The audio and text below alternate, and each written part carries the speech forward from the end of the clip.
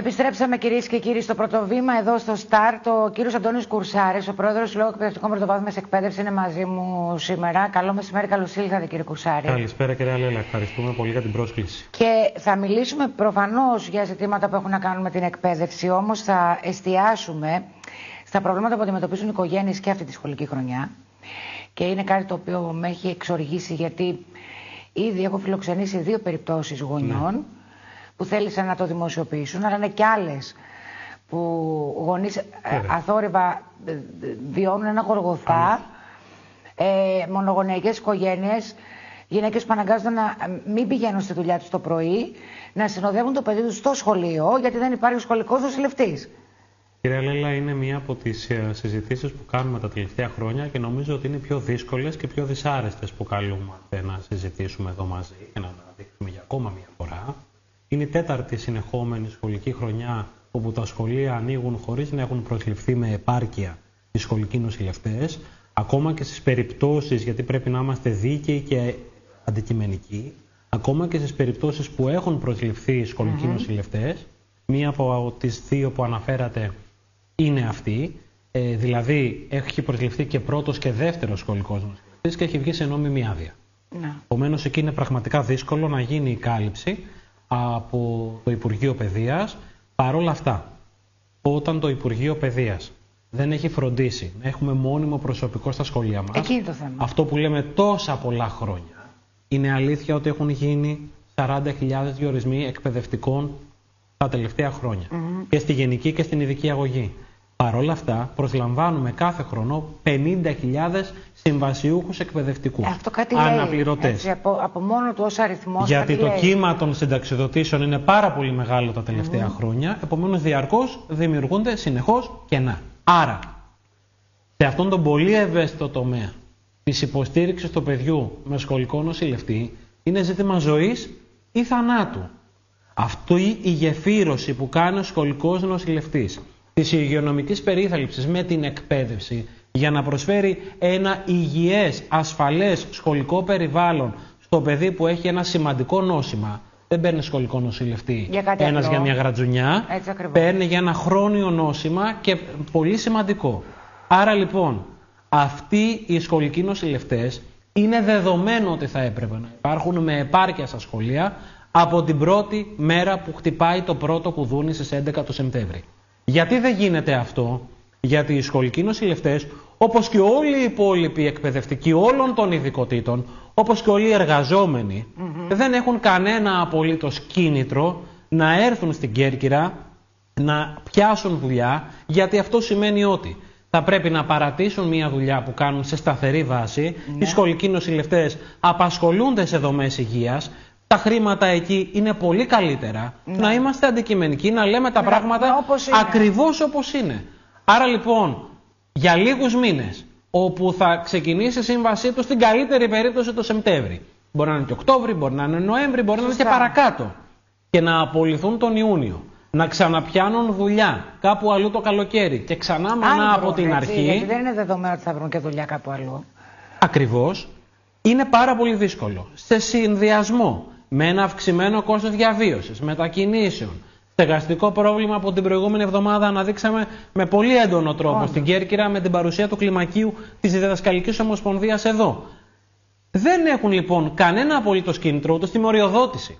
Πέρα από τα οικονομικά κίνητρα που θα έπρεπε να έχουν, η μισθή μας είναι πετσοκομμένη. Όταν είναι 795 ευρώ ο εισαγωγικός μισθός, καταλαβαίνετε ότι δεν μπορεί ούτε σπίτι να νοικιάσει ή να δώσει άλλο ένα ενίκιο, αν είναι ένα. Επομένως, τα παιδιά μας μένουν χωρίς φροντίδα.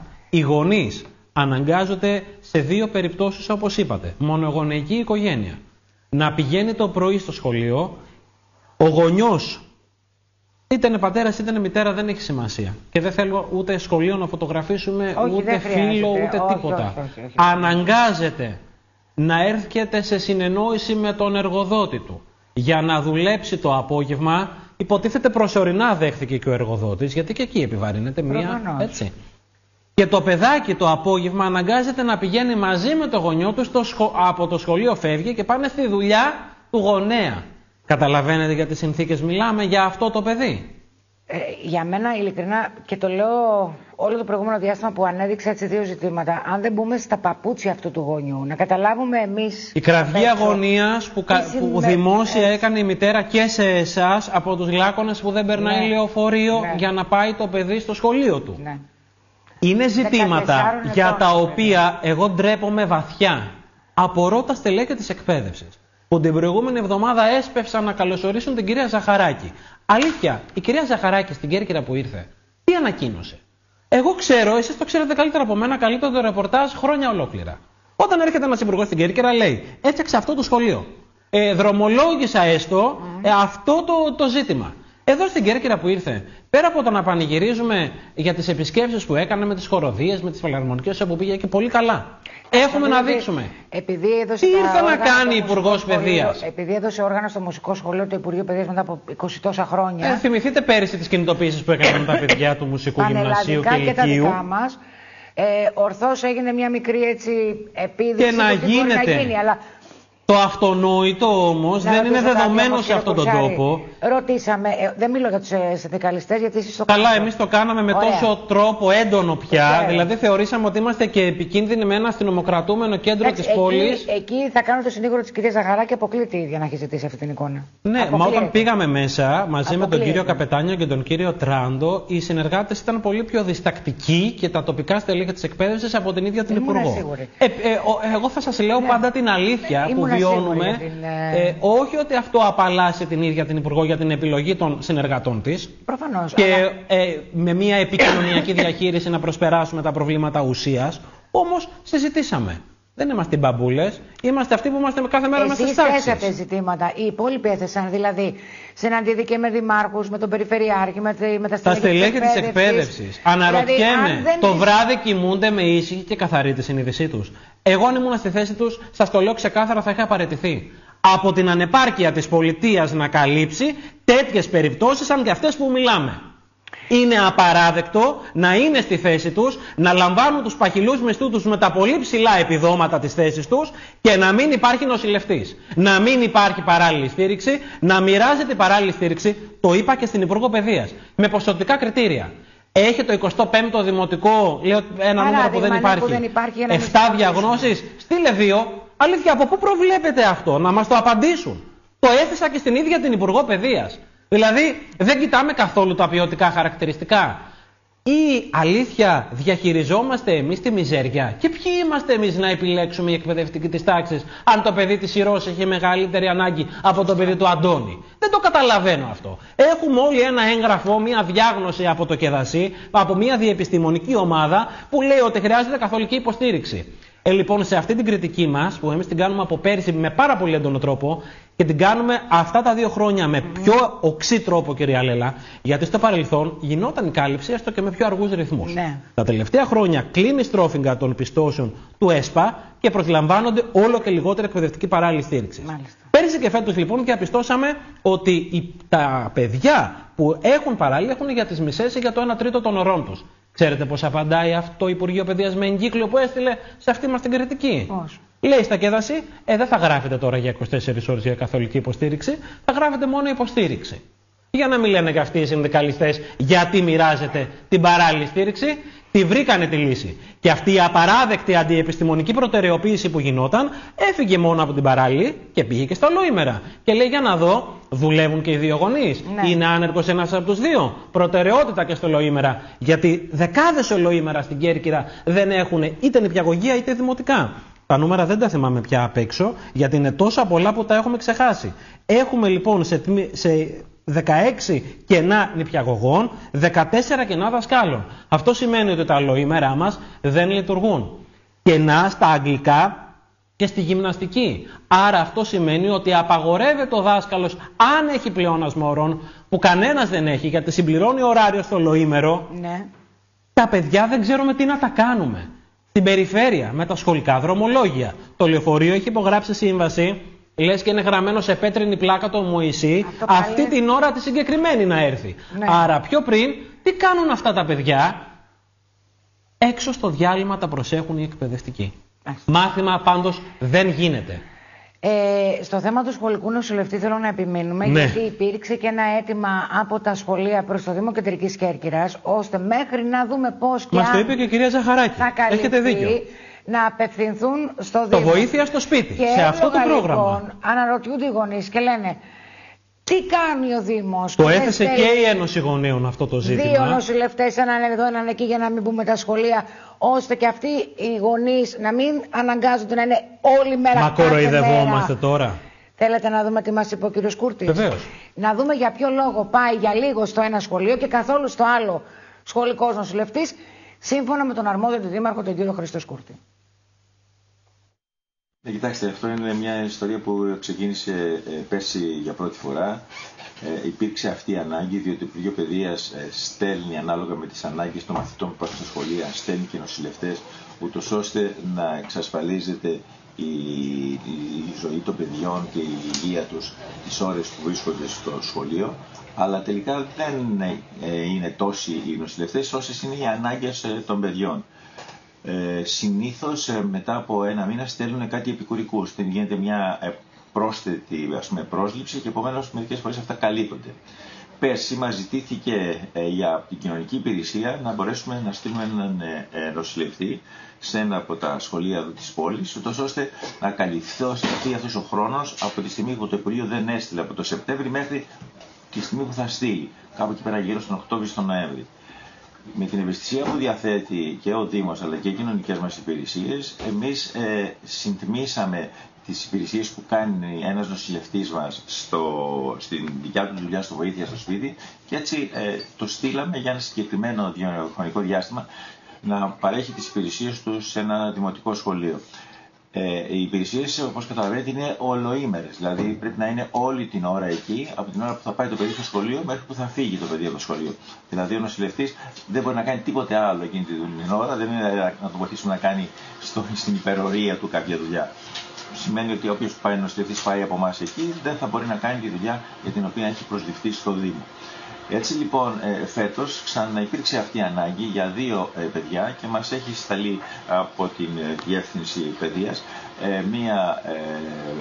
ένα αίτημα αν μπορούμε να καλύψουμε 2 τέτοια παιδιά. Θυμάστε για ποια σχολεία? Ναι, θυμάμαι ένα σχολείο είναι της πόλης και ένα σχολείο στους Σκηνοπιάστες. Στους Σκηνοπιάστες το βοήθεια στο σπίτι του Δήμου Αχιλλείων έχει την χαρά αυτή τη στιγμή να έχει 2 νοσηλευτές, 2 νοσηλεύτριες στη διάθεσή του. Επομένως, με μια υπερπροσπάθεια για λίγο καιρό μπορούμε να στείλουμε τη μία νοσηλεύτρια να καλύψει αυτές τις ανάγκες. Για τον Δήμο Κεντρικής Κέρκυρας, δηλαδή για την πόλη της Κέρκυρας, η νοσηλεύτρια είναι μία, η οποία δεν μπορεί να φύγει, διότι έχουμε πολλές υποθέσεις συμπολιτών μας στο βοήθεια το σπίτι που έχουν ανάγκη την νοσηλεύτρια. Έτσι, επομένως, στείλαμε μια απάντηση σε αυτούς ότι μπορούμε να σας καλύψουμε για το ένα δημοτικό και βεβαίως για μικρό χρονικό διάστημα, διότι αυτό που σας αντιλαμβάνεστε δεν έχουμε ούτε κι εμείς καμία υπερπληθώρα νοσηλευτών, δεν μας περισσεύουν οι νοσηλευτές, είναι πάρα πολύ λίγοι. Θα το προσπαθήσουμε για το ένα. Άρα λοιπόν δεν υπάρχει άλλη δυνατότητα? Καμία άλλη δυνατότητα και αυτό σας λέω πάλι υπερπροσπάθεια. Λοιπόν, αυτά είπε ο κύριος Κούρτης. Τι λέει ουσιαστικά? Ότι στη μία περίπτωση για λίγο καλύπτεται, στη δεύτερη που αφορά το κέντρο της πόλης. Ο κύριος Κούρτης αποτυπώνει την πραγματικότητα προς να τιμήν του. ανταποκριθεί, γιατί και εκεί είναι υποστελεχωμένοι. Ακριβώς. Αυτό θέσαμε και εμείς στην κυρία Ζαχαράκη, όταν προσπάθησε να πετάξει τον μπαλάκι των αρμοδιοτήτων στην τοπική αυτοδιοίκηση. Μα χωρίς χρηματοδότηση και χωρίς τελέχωση, ο Δήμος, ο κάθε Δήμος, δεν μπορεί να ικανοποιήσει τα δικά του αιτήματα. Κύριε Κουρσάρη, εγώ κάνω κάτι εικόνα που εσείς το ζείτε, η εκπαιδευτική. Μία τάξη, δεν έχει σημασία αν είναι πρώτη, Δευτέρα, Τρίτη, Τετάρτη, Πέμπτη, Έκτη Δημοτικού. Ό,τι, ναι, βέβαια. Με τα παιδιά στην τάξη, τον εκπαιδευτικό να κάνει μάθημα και μία μαμά ή ένα μπαμπά στη γωνία. Να περιμένει. Να είναι εκεί. Να κάνει ελέγχος, να μετρήσει. Ωραία. Να δώσει στο παιδί αναλόγως ένα χυμό ή ένα. Και δεν πάβει να είναι μαμά ή μπαμπάς, γιατί είναι άλλο σχολικός νοσηλευτής που είναι προς όλα τα παιδιά. Το παιδί να στοχοποιείται, να το ενισχύουμε ακόμα περισσότερο την βεβαρημένη του ψυχολογική και συναισθηματική κατάσταση. Πόσο καιρό θα συνεχίσει εμφανίζεται αυτό το πράγμα. Και εμείς να λέμε, κάνουμε τοπική πρόσκληση. Δεν είναι αυτή η λύση. Μα και να κάνουμε και να ανοίξουν και άλλους διαγωνισμούς τη στιγμή που δεν είναι ελκυστικό, γιατί όπως είπατε στην αρχή και πρέπει να σταθούμε σε αυτό, αυτοί οι άνθρωποι γιατί να δουλεύουν για κάποιους μήνες. Εμείς είμαστε πολύ προσεκτικοί, παρόλο που έχουν γίνει και κάθε χρόνο γίνονται και επερώτηση στη Βουλή, έγινε και φέτος και για την Κέρκυρα. Σωστά. Δεν αναφέρουμε τα ζητήματα από ευαισθησία, γιατί ξέρουμε πάρα πολύ καλά τι βιώνουν αυτά τα παιδιά. Και ξέρετε ποιο είναι ακόμα. Εγώ εάν ήμουν γονέας, αφήστε τώρα, εάν το παιδί μου είχε ζήτημα υγείας και μου έλεγε κάποιος, κύριε Κουρσάρη, θα πάρετε το παιδί σας, γιατί δεν έχετε το σχολείο του παιδιού σας, της γειτονιάς σας, σχολικό νοσηλευτή, και θα πάτε παρακάτω που υπάρχει σχολικός νοσηλευτή για ένα άλλο παιδάκι, υπόθηκε επίσημα. Να φύγει το παιδί. Εγώ αυτό θα το χαρακτήριζα τουλάχιστον, αν ήμουν γονέας ενός παιδιού με ζήτημα υγείας, τουλάχιστον αισχρό. Δεν είναι αντιπαιδαγωγικό, δεν είναι αντιεκπαιδευτικό. Είναι απάνθρωπο. Η κοινωνία μας δηλαδή λέει σε έναν γονέα που αντιμετωπίζει αυτό το ζήτημα, που θα μπορούσε να είναι οποιοδήποτε στη θέση αυτού του γονέα, του λέει ότι το παιδί σου και έχει πρόβλημα υγείας και θα το απομακρύνεις, θα το ξεριζώσεις από το περιβάλλον του, από τους φίλους του, από το δάσκαλο ή τη δασκάλα του και θα το πάρεις και παρακάτω. Μπράβο. Αυτή είναι η λύση. Αν πάει πιο κάτω και όπου φτάσουμε. Ή η λύση είναι να βγάλω ένα δελτίο τύπου και να πω έστειλα πρώτον, έστειλα δεύτερο νοσηλευτή, μετά κάνω και την πρόσκληση, δεν βρήκα κανέναν. Και έχω ανοίξει τα σχήρας μου. Τελείωσα. Ότι έχουμε 2 νοσηλευτές που πήραν άδεια είναι δεδομένο. Είναι πραγματικότητα. Είναι το επαναλαμβάνω, σας το είπα από την πρώτη στιγμή. Εντάξει. Τι κάνουμε, δηλαδή εγώ έρχομαι στην θέση αυτού του γονέα με ένα μικρό παιδί και πρέπει να δουλέψει κιόλας. Καλά που δεν υφίσταται κανένας ειδικός χώρος να προστατεύσει στο παιδί, να γίνουν μετρήσεις, να γίνουν κάθε ιατρική πράξη. Προφανώς. Έτσι. Να πούμε ότι και οι υποδομές μας έτσι κι αλλιώς είναι σε τέτοια τριτοκοσμική κατάσταση που πραγματικά αυτό που περιγράφεται με το γονέα στην άκρη είναι ακριβώς αυτό που βιώνουμε. Αν υπάρχει κάποιος χώρος σε κάποια αίθουσα πολλαπλών χρήσεων, αν υπάρχει χώρος σε μια άλλη αίθουσα που μπορεί τα παιδιά να είναι έξω για το μάθημα της γυμναστικής, δηλαδή πράγματα που δεν τιμούν κανέναν.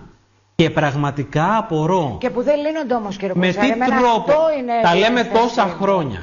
Εκείνη η ένσταση μου, να μην λύνονται. Εάν όμως τα λέγαμε οργανωμένα και συντεταγμένα και εμείς συνδικαλιστικά, εγώ να δεχτώ και τον οξύ τρόπο και τον ό,τι θέλουν μπορεί να μας αποδώσει ο καθένας και τη διάθεση την αντιπολιτευτική, ας μας πούν ό,τι θέλουν.